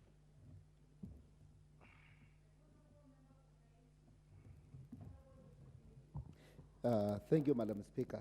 Madam Speaker, I want to take opportunity to thank Wanyonyi for this motion, and I want to support this motion with some amendment, Madam Speaker, because, Madam Speaker, we know that there are people who has thousands of lands, acres of land, and Madam Speaker, when those people are acquiring the land, some of them, they use the facilities from the banks, others, they work hard to get the land.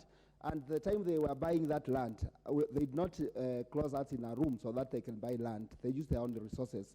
So, Madam Speaker, we need to talk and support those amendments on those who have their lands to be protected, and the government to utilize the public land to irrigate. Like in Ukambani, there is a big land which needs to be irrigated and produce food which can feed this country. And that's why I'm opposing GMO, because we have land in Kenya.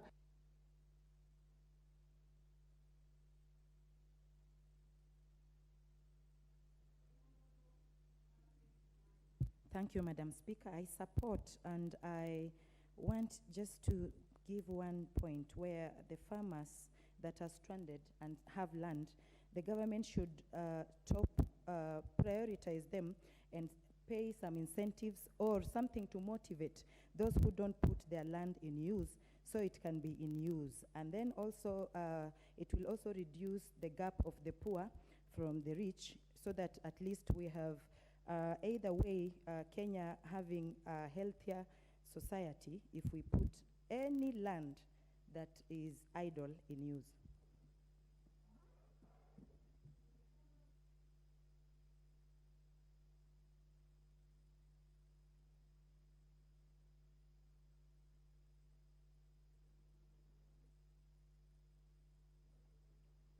Thank you, Madam Speaker. I also rise to support the motion by Honorable Wanyonyi. One, by saying that this country does not lack legislation and policy on land issues, on the maximum and the minimum land that we should have and make use of. In Kiambu, for example, we have seen very rich agricultural land being subdivided, fragmented into a point where now this country is talking about hunger. And I think we just need to implement, to enforce the policies and the laws so that we are able to continue feeding ourselves. On idle land, large tracts of land, I also support that we need either to lease out the pieces of land to people who can be able to make use of them. Thank you, Madam Speaker.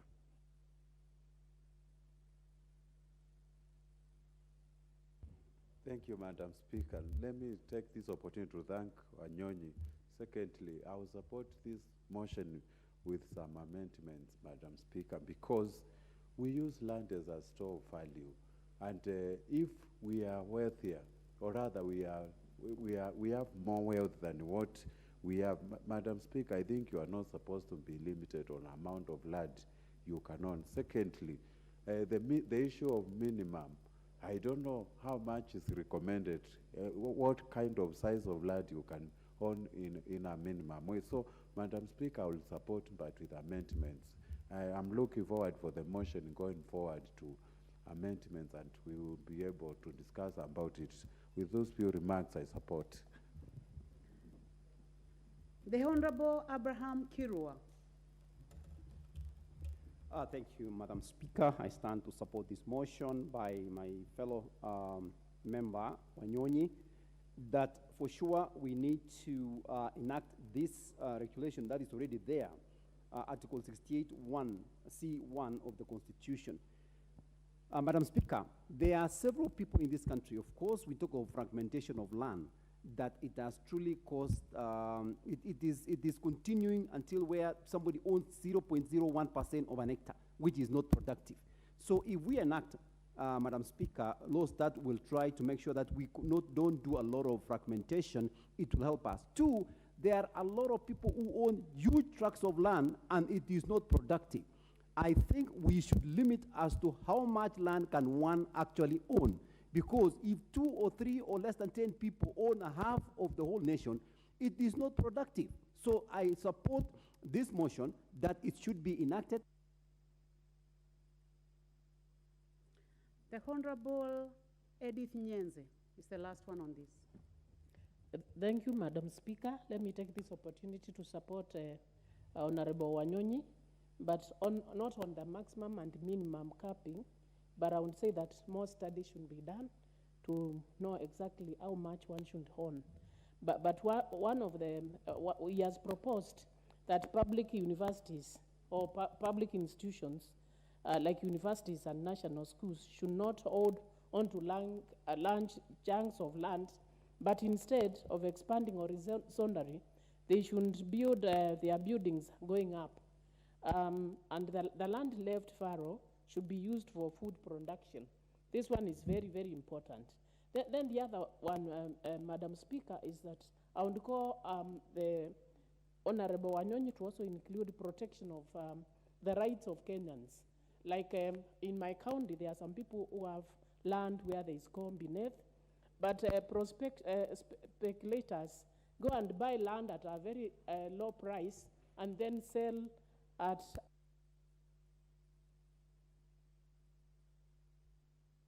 Honorable Wanyonyi, you have 2 minutes to conclude reply to this motion. Madam Speaker, thank you very much. 2 minutes may be too little, but I want to take this opportunity to thank all the members who have actually contributed this motion. And I want to assure you that the next move will be for me to be able to get the Minister of Land and the Ministry of Agriculture to come together so that you can be able to have this as a bill move forward. Madam Speaker, I want to make it very clear. We are not talking about pastoralists. Somebody talked about he has a lot of land for pastoralists. Like, I think, where is this? I think the Masai area. That land is being used by the livestock. So we are not talking about that. We are talking about people who own land, large tracts of land, and does not use it for anything. He doesn't have the livestock, he doesn't have anything else, but is using that land. Maybe if it's 300 acres, he's only using 50 acres. And therefore, this land that is lying idle, he should be able to lease it or be able to sell it, or for that reason, the government will come up with a motion, with a way of actually taxing that little land. Because today, the population is growing, we are now actually importing food, and yet we have a lot of land. The president said the other day that we are going to import food from Russia, yet they are actually at war. What is happening to our people? So therefore, Madam Speaker, I want to thank members, and moving forward, I'll be able to move to meet the people who are concerned so they can have this as a bill and pass it to be able to protect the Kenyans from actually people who just own land for the sake of it. Others own land to sell to make money, and therefore they don't use land for the purpose of cultivation of a food for this country, and this country needs food. Those are the businessmen, I think we'll talk about it, and therefore I want to thank everybody who has taken part to talk about it, and so I reply. Thank you. Point of order. 2 minutes. The Honorable Wilberforce Oundo. Honorable Speaker, listening to the members contribute and knowing how emotive land issue is, and reading the mood of the House, I stand on pursuant to Standing Order 53.3, and I wish to request that the question on the motion be deferred until time the House Business Committee will decide. Thank you, Honorable Speaker. Thank you very much, Honorable Oundo. I defer putting of the question on this motion. Next order, Leader of Majority.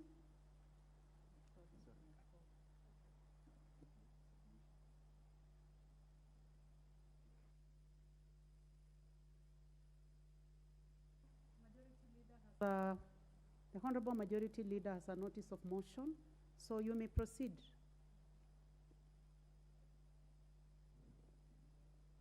Thank you, Honorable Speaker, for indulgence to give this notice out of time. Honorable Speaker, I beg to give notice that acknowledging that Article 256 of the Constitution provides for the process of amending the Constitution by parliamentary initiative, further acknowledging that Standing Order 114.7a of the National Assembly Standing Orders provides for the process of introducing legislative proposals in respect of propositions amending the Constitution, noting the general debate in the House on the legislative proposal to amend the Constitution to entrench the National Government Constituencies Development Fund, the National Government Affirmative Action Fund, the Senate Oversight Fund, and the Economic Stimulus and Empowerment Fund in the Constitution. Cognizant of the comments and views of honorable members during general debate on the legislative proposal, recognizing the need for a bicameral approach on the proposal prior to the publication of the relevant bill, acknowledging that the subject matter of the legislative proposal cuts across the mandate of more than one committee of the House. Now, therefore, in furtherance to the provisions of Article 256 of the Constitution, amendment by parliamentary initiative, this House resolves, 1, to establish a joint parliamentary ad hoc committee on a proposal to amend the Constitution to entrench certain specialized funds comprising 9 members from each of the Houses of Parliament to A, facilitate collation of the views from the comments by members of Parliament during the general debate on the proposal, and inviting members with similar or related proposals to make submissions before the committee. B, invite, engage with, and consider submissions from stakeholders and relevant constitutional and statutory bodies with a law reform mandate, including the Attorney General and commissions and independent offices established under Chapter 15 of the Constitution. C, in consultation with the sponsors, attempt to develop and recommend a harmonized version of the proposal arising from the submissions received. And D, report to the Houses of Parliament within 90 days to enable the speakers to make a decision and give direction on whether or not the legislative proposal is to be published into a bill or not to be proceeded with. 2, that the officers of the clerks of Houses of Parliament provide secretariat services to the Joint Parliamentary Ad Hoc Committee in accordance with the standing orders. 3, that the following members represent the National Assembly in the Joint Parliamentary Ad Hoc Committee. 1, the Honorable Samuel Kiprono Chepkonga, MP, as a co-chairperson. 2, the Honorable Ekomas Mwengi Mutuse, MP. The Honorable Wakili Edward Mureu, MP. The Honorable Catherine Nanjala Wambilianga, MP. The Honorable John Badi, EGH, MP.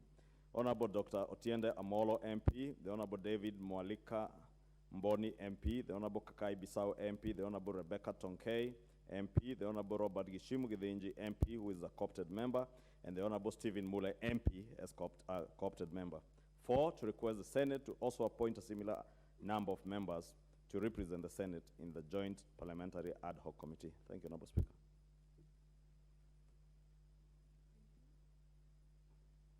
Thank you, Leader of Majority.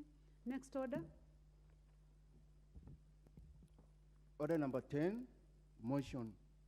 Consideration of sessional paper number 1 of 2022 on the national automotive policy.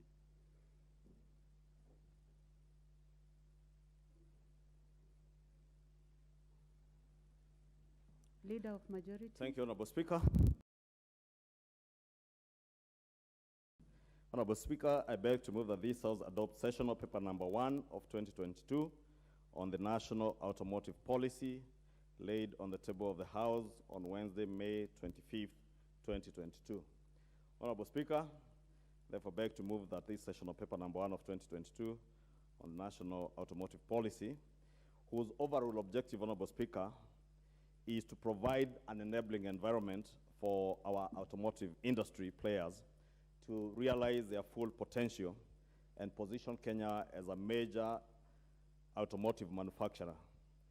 Honorable Speaker, the aim of this policy is to improve the local automotive assembly ecosystem, to expand the local market size by promotion of local parts manufacturing. Honorable Speaker, members will appreciate that our local assembly industry, largely as a result of the liberalization of the market in the 90s, did suffer immensely.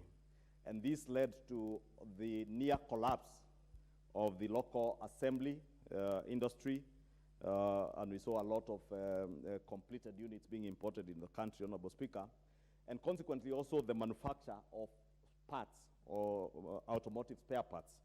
That industry also came almost to a complete halt, and almost the industry dying.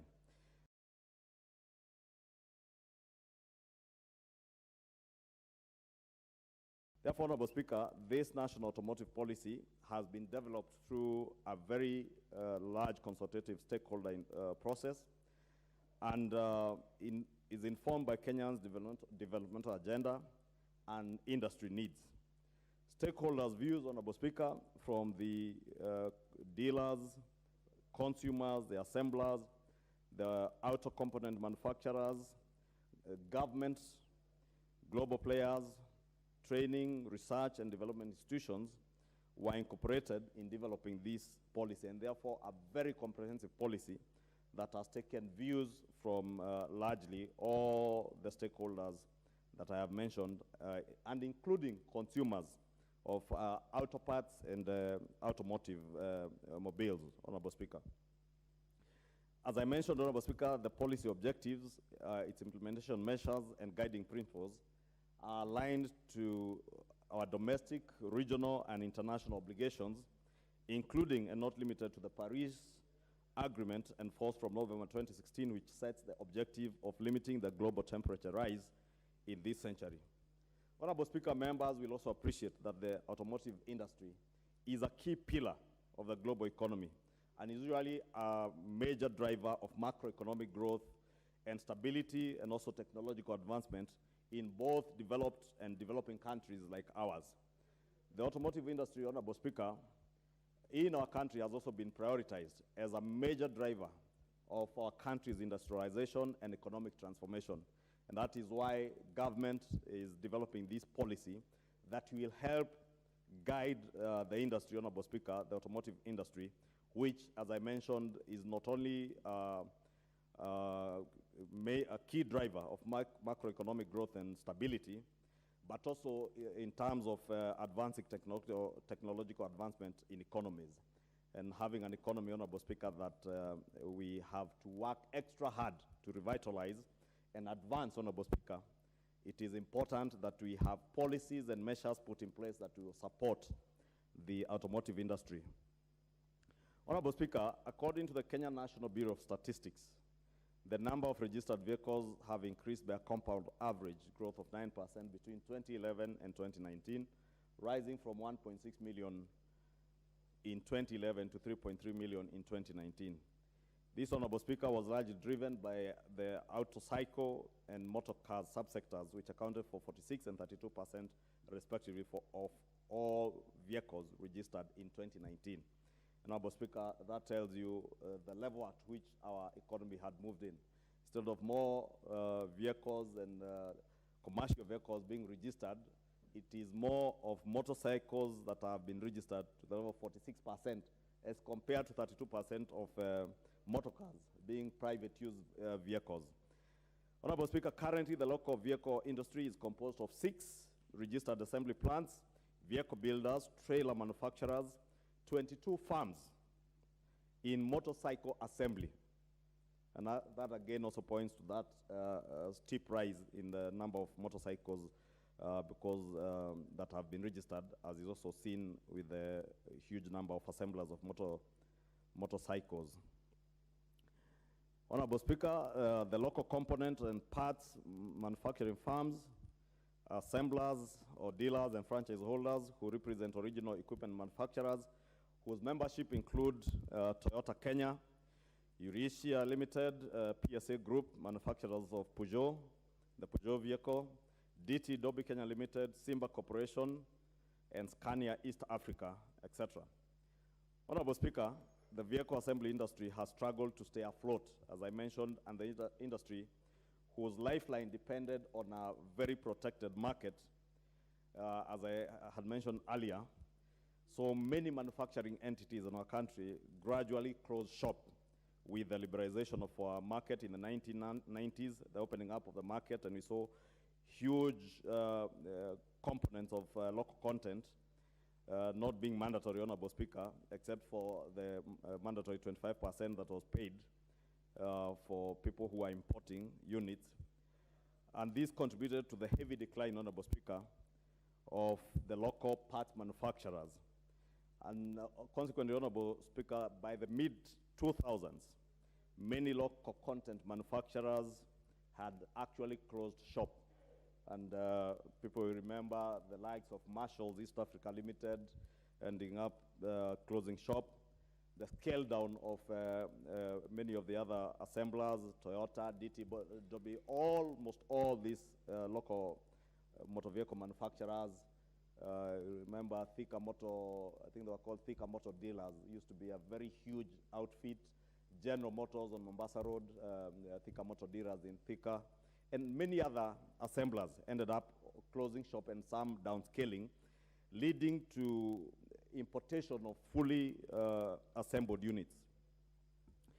Therefore, Honorable Speaker, this national automotive policy has been developed to revitalize this industry and address a myriad of challenges affecting it, which include the lack of a dedicated legal and institutional regulatory framework. As I mentioned, importation of parts by franchise holders, because that is what is currently happening. The franchise holders are importing parts, Honorable Speaker, instead of us procuring from local parts manufacturers, and therefore killing our industrialization goals. Of course, as I mentioned, also the influx of used fully built units, amongst others, Honorable Speaker. When you import fully built units, Honorable Speaker, we are killing job opportunities for our young people who are trained automotive engineers and also designers of parts, Honorable Speaker. And we have a huge repository of young men and women who have trained, who can design parts, motor vehicle parts and other machinery parts. But you are denying them the job opportunities simply by allowing the influx of fully built units, be it of motor vehicles or other machinery. Therefore, Honorable Speaker, the national automotive policy takes a holistic approach to propose measures that aim at unlocking the industry potential across the entire value chain and related sectors of the economy. The policy therefore aims to do the following. One, provide a legal, institutional and regulatory framework for the development of the automotive industry, support motor vehicle and motorcycle assembling locally, harmonize standards, also forge collaboration mechanisms in the industry. It also seeks to facilitate market access for sector products and services, including access to public sector procurement. It also seeks to promote innovation, research, development, and technology, to facilitate local component, as I mentioned, parts manufacturing, and also support development of incentive schemes for investments and reinvestment, so that we encourage people to invest in this locomotive assembly and parts manufacturing in our country. Honorable Speaker, therefore, to set the industry on long-term growth, on a long-term growth path, the above these policy measures are premised on the Kenya Vision 2030 blueprint, which aims to transform Kenya into a newly industrialized middle-income country, providing high quality of life to all its citizens by 2030. Honorable Speaker, in view of the Executive Order number 1 of 2022 and the Kenya Bottom-Up Economic Transformation Agenda 2022 to 2027, this policy will contribute to Kenya's socio-economic development by enhancing the local manufacturing sector, contribution to our GDP, skills development, as I mentioned, and technology transfer, job and wealth creation by facilitating investments. Honorable Speaker, the sector has the potential to employ over 100,000 people directly and close to 1 million people indirectly over the next few years if the policy is passed and implemented. With those few remarks, Honorable Speaker, and observing the time, I beg to move and urge members to support this session of paper number 1 of 2022 on the national automotive policy. And as I mentioned, Honorable Speaker, it will be quite critical to enabling our manufacturing agenda to thrive and put our country back on revitalization path of the economy and creation of wealth and jobs for our people. Thank you, Honorable Speaker. Honorable members, I now propose that this House adopts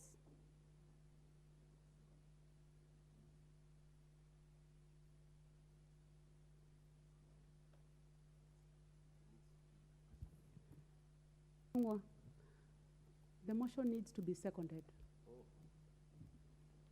As Honorable Speaker, you stood up when the Honorable Phyllis Barstow was about to stand to second. And sorry, I omitted that. So may I request the Honorable Professor Phyllis Barstow to second. Just bow.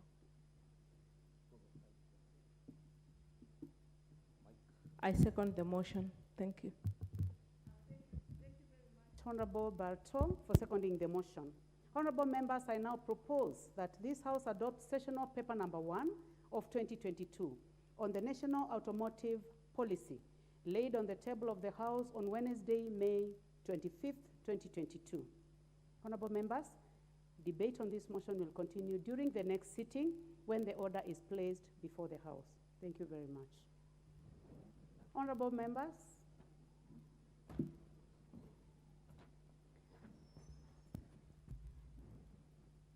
on the time being 1 p.m., this House stands adjourned until today, Wednesday, 23rd November 2022 at 2:30 p.m.